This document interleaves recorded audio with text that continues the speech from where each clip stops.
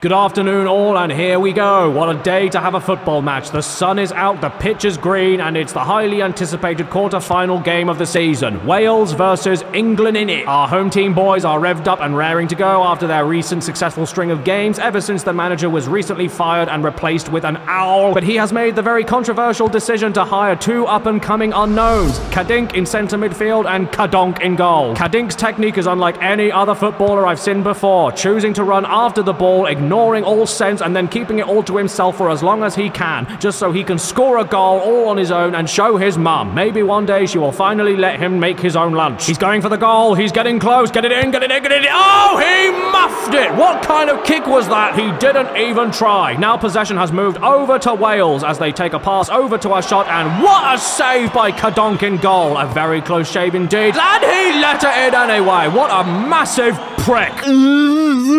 No matter though, nothing phases the young upstart Cadonk, as right after missing his goal, he got straight back up and walked around in a little circle like a sim looking for the toilet. Back on the pitch, the ball is staying in possession with Wales for a long time, and that's clearly upset the other teammates of England in it, because disaster on the grass! It's a degraster! The referee has whacked out his red card for an illegal tackle from Michael Owen, who just didn't like that Wales had the ball at all and decided to do a leaping judo kick into another player that didn't even have the ball. This will certainly go to a free kick, but the punishment for Owen will not be too harsh because the guy he kicked was indeed Welsh. A successful free kick from Wales, but unbeknownst to everyone, Cadink was waiting uncomfortably close to the man the ball was aimed at, and with a flick of the wrist, the Welsh player is bowled over. And wait, could it be?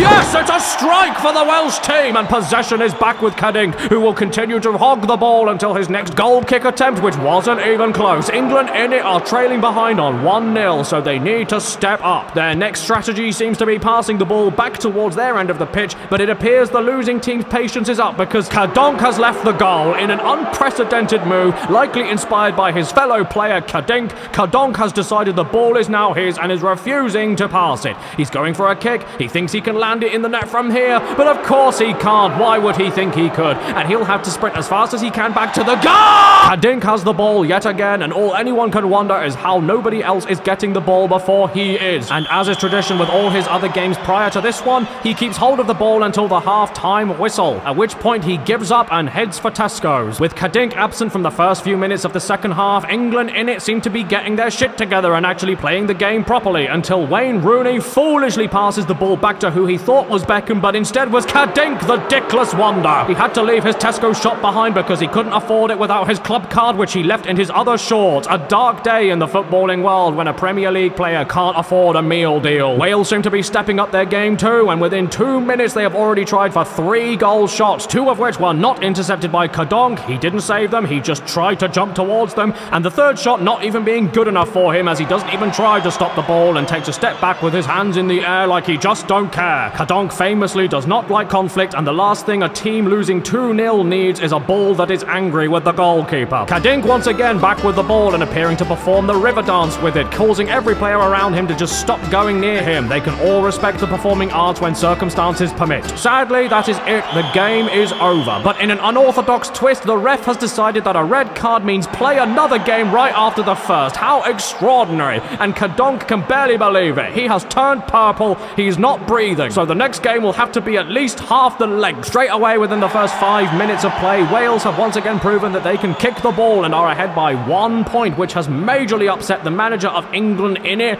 Owl. Between games, the England in it team seem to have muddled together a new strategy to try out now that it's nearly half-time and they have nothing to lose. They will actually play football properly for ages and ages until everyone is exhausted from running around, and then by that time Cadink can take the ball and basically walk it into the net. It's a risky move, but it's worth a shot. Is he gonna do it? Could it be now? Are the odds in favour for the underdog? He's going for it. He shoots, and it's in! He finally did it after 2.5 hours of football. That was a ball that went into, yes, you guessed it, a net. Look at the elation on his face. He is about to take off to Spain, and oh, he's working the crowd and giving them the dink. He knows they all want it, and he has 18 dinks. A promising career is ahead for Cadink based on that performance just then and nothing else he's ever done. If England in it can keep up, then maybe they'll finally be able to afford some more wig glue for Cadonk that doesn't peel off his head.